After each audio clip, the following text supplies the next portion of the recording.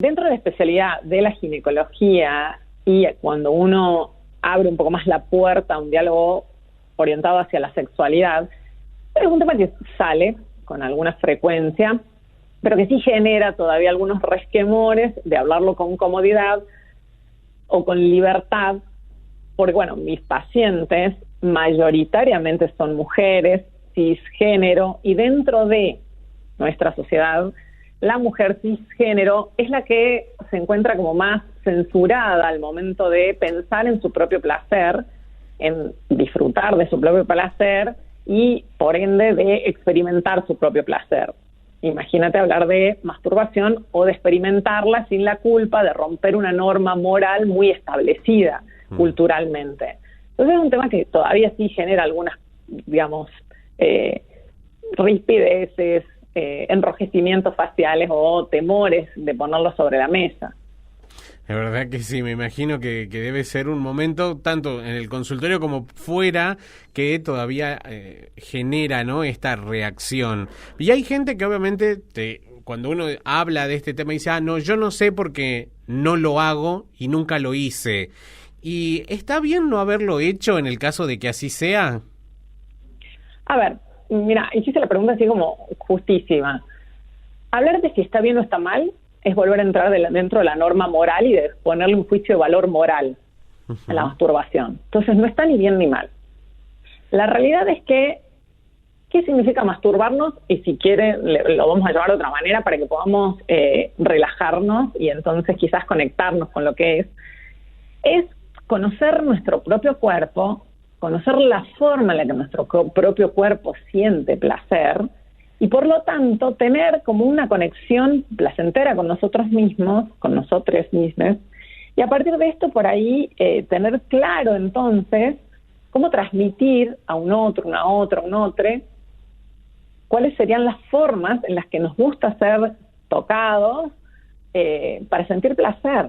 Entonces eso sería, es como una exploración de nuestro propio placer recorriendo nuestro cuerpo, que empieza por conocernos, por ponernos un espejo si tenemos vulva, quizás para quienes tienen pene es más fácil contactarse visualmente con el pene porque está a la vista, la vulva no y el clítoris mucho menos, entonces hay que ponerse en el desafío de ponerse un espejo, mirarse y después de esto aprender a tocarse. Entonces esta es la cuestión, digamos, no sé si está bien o mal. La realidad es que es algo muy placentero, que nos permite el autoconocimiento, que nos permite conectarnos con nuestro propio placer, nos permite ejercer nuestro propio placer y nos permite al momento de contactarnos con otros, otras, no tener esta ilusión romántica de que viene con el manual de instrucciones de cómo nosotros la vamos a pasar bien.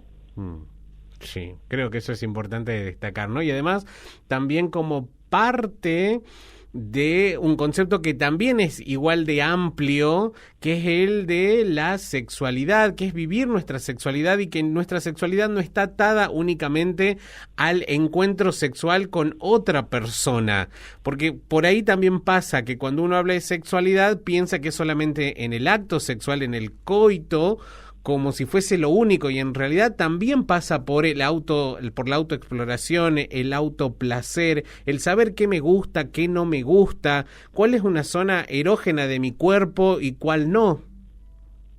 Sí, tal cual, digamos, nosotros tenemos como una idea de sexualidad dentro de la heteronorma y coitocéntrica, todo lo demás deja de ser sexo. Sí. Entonces, sí, es como por ahí, pero, digamos, la masturbación queda en el límite de los grises, porque no es, digamos, no es que no tenemos claro que forma parte de la sexualidad.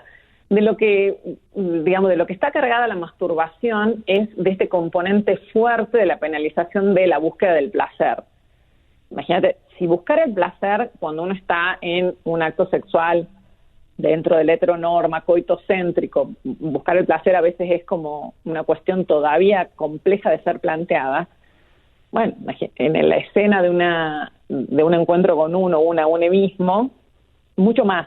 Entonces, este es el punto principalmente, el placer, el permiso al placer, el derecho al placer, el buscar el placer y el goce, creo que todavía está cargado de muchos tabúes, muchos mitos, entonces pesa bastante.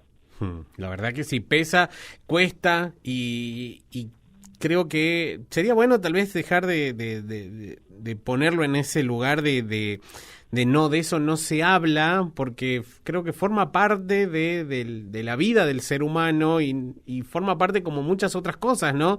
Que también hacen a nuestra vida cotidiana. Y te quiero preguntar, Sofía, respecto a ahí, en tu experiencia y en tu querer conocer más sobre todos estos temas, ¿se ha estudiado? ¿Es un tema que genera interés por parte de la comunidad médica, científica? ¿Qué le pasa al cuerpo humano?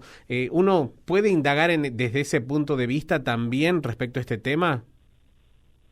En realidad, sí. Ahora hay como, dentro de la comunidad científica, médica, los psicólogos, de la rama de la sexología clínica, que es una rama nueva, que todavía no es una especialidad concreta dentro de la formación académica, pero sí hay formas de formarse, valga la redundancia, validada por sociedades científicas de peso.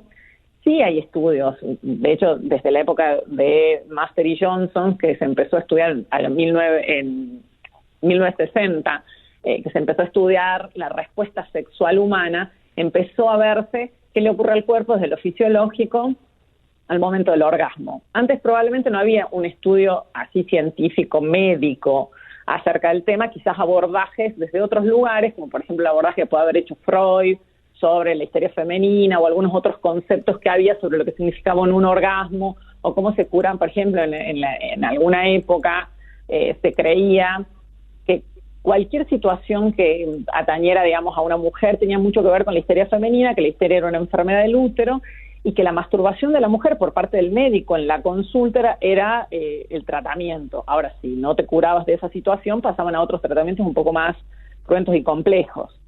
O sea, es un tema que estuvo cargado de connotaciones complicadas, porque si la curación a un problema era la masturbación, francamente no estaba bueno entonces es masturbarse, o sea, tomar remedios porque sí no está bueno y usar un tratamiento de una patología porque sí tampoco está bueno. Entonces, hubo algunos abordajes complejos alrededor del tema hasta que actualmente sí, por eso existen estas fechas, se sabe, se conoce de que, bueno, es parte de esto, del autoconocimiento, del autoplacer, del ejercicio del derecho al placer, o sea, es como una de las bases fundantes del ejercicio del derecho al placer. Entonces, desde ese lugar es que es muy bueno que se visibilice la temática y que a partir de esto se ponga sobre la mesa.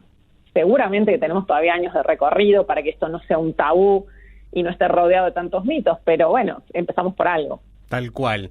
Y el hecho del autoexplorarse, del autoplacer, debemos tener tal vez consejos, digamos, que uno tenga que tener presentes, porque sabemos que la industria de los juguetes sexuales en los últimos años ha crecido mucho, se ha popularizado también.